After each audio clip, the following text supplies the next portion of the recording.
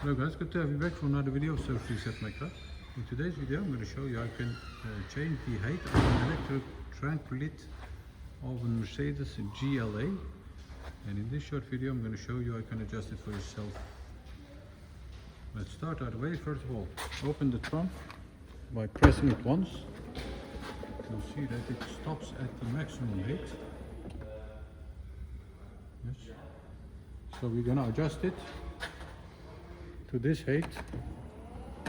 Let's say this height.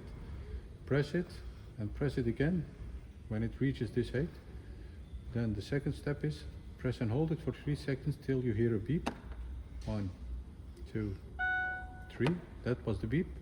Now you can press it once to close the door, the lid.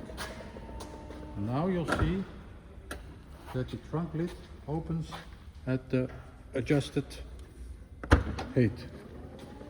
Let's do a quick check. Yes, this is not the maximum height. The maximum height was this one.